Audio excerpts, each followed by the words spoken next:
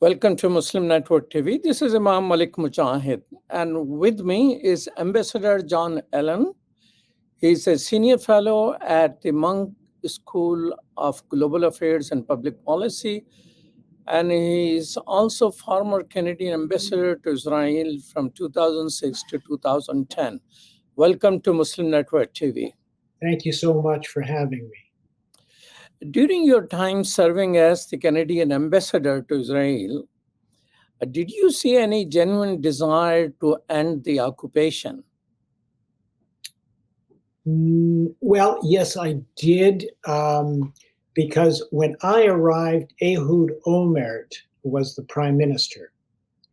And you may recall, first of all, Olmert was initially a right of center mayor of Jerusalem, and then he became prime minister, moved a bit to the center, and he was forced out of office for corruption charges. But just before he left office, he actually made a proposal to Mahmoud Abbas for a peace plan that would end the occupation and move towards two states. I think the problem with that was that it was right at the end of his administration, and he wasn't going to be around to deliver the goods. And shortly thereafter, Bibi Netanyahu was elected. And for the last 15, going on 16 years, there has, in my opinion, been no interest on the part of a Netanyahu government to negotiate two states or end the occupation. Do you think two-state solution is still a viable option? I do. I'm a strong believer. I continue to be a strong believer in the two-state option. And in fact, I think it's the only reasonable and viable option for those two peoples. I think that, I can go into what's needed to get there, but I think it is the only viable solution for two reasons. A one-state solution, as I understand it, is going to be one of two things. It's either going to be a Muslim Palestinian majority state, which would mean the end of the Jewish state, the Israel as a Jewish and democratic state. The other alternative would be a Jewish minority ruling over a Muslim Palestinian majority.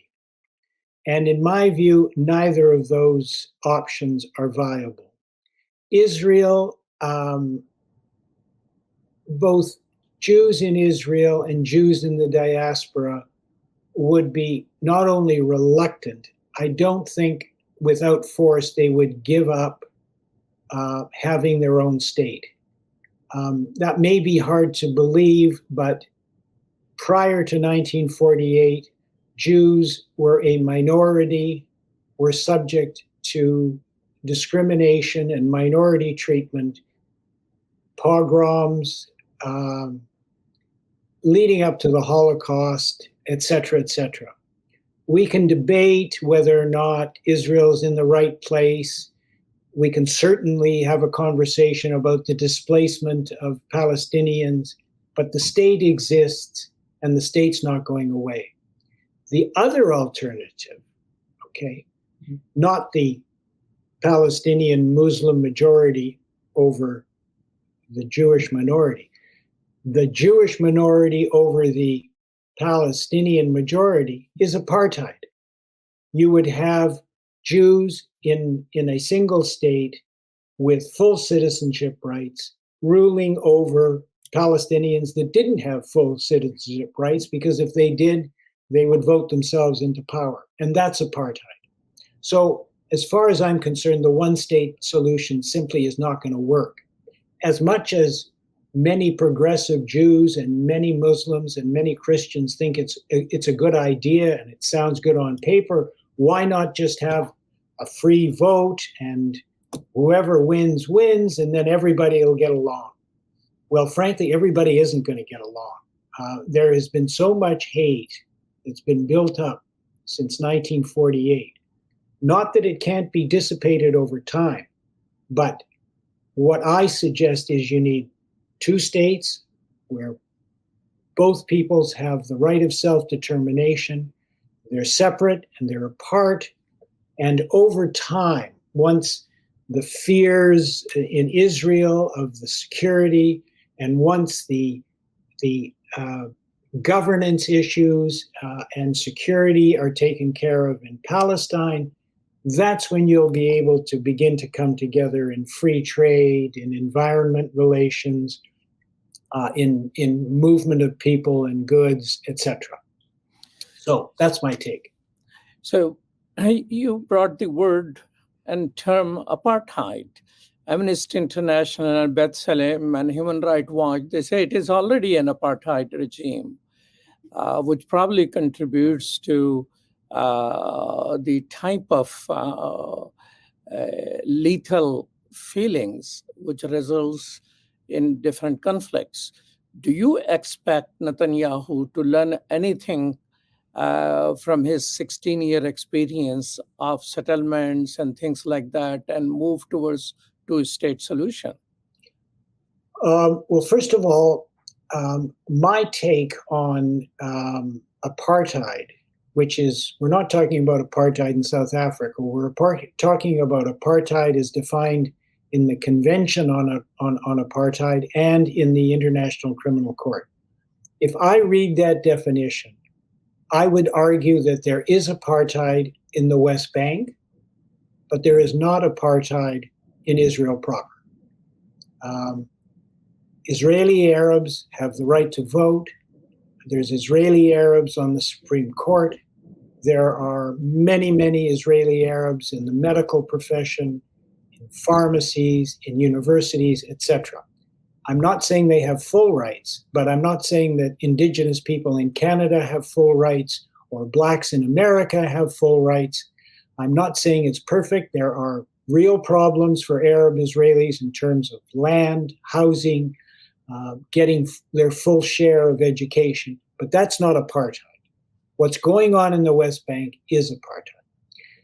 As to your question about Bibi, my hope, my great hope is that Bibi's gone. Not only was he very low in the polls, and had there been an election before the most recent events of last weekend, he would have been voted out in another election.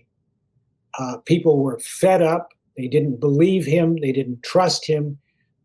There were, as you know, millions of people on the streets, hundreds of thousands every week, 39 straight weeks, opposed to what he was trying to do, which was protect himself and allow his fascist, racist ministers to try and expand settlements and turn Israel into a theocracy. So he was gone anyway, almost, but the most recent events where there was a massive intelligence, military, and strategic failure have ensured that he is gone. There is no trust in him. Israelis now feel that because of the reforms and the protests and the fact that the reservists had decided not to go into the army on a weekly basis the way they used to fly or to do intelligence because of his attempted reforms, people blame Bibi for what happened. Troops were taken from Gaza, moved to the West Bank. He was convinced, despite warnings from his military and his intelligence, that Israel was in a weakened state. He was convinced that everything was fine, and if there was a problem, it was on the West Bank. So I'm not worried about Bibi. What I'm worried about is who gets elected next and who will finally realize that the only way to deal with this situation is to deal with the root causes, which I think you've defined. Now, tell me this. Yesterday, United States, joined by the leaders of 4 other countries, France, Germany, Italy, and United Kingdom, issued a giant statement of about 400 words condemning Hamas and standing with Israel and all of that. I don't see Canada in there. I thought Canada and US and UK normally move together. What do you think caused the absence of Canada? Maybe they weren't asked. I mean, certainly the Prime Minister has stated very clearly his support for Israel and his condemnation of Hamas. What I would have liked to have seen in any comments by the President and by the Prime Minister is condemnation of Hamas for sure, but also a request to Israel to exercise the appropriate restraint when dealing with the Gaza Strip, where 2.3 million individuals live in very, very close quarters. So I think that's what was lacking in the joint statement, in the President's statement, and to some extent in the Prime Minister's. I know where they're coming from, but I don't think it's appropriate. And my understanding is when Biden spoke to Bibi Netanyahu privately, he did urge restraint. I'm not saying we've seen it, and I'm not saying it's going to happen, but we all know that at a certain point in time, the sympathy for Israel is going to dissipate, and the criticism of Israel for laying a siege, for bombing civilians, the international opinion is going to change, and there will be significant efforts on the part of Egypt and the US and other countries to once again have them enter into a ceasefire. Well, thank you so much, Ambassador Jon Allen, for your time. Truly appreciate it. Thank you very much. Appreciate you having me on board. Stay tuned for more news from Muslim Network TV.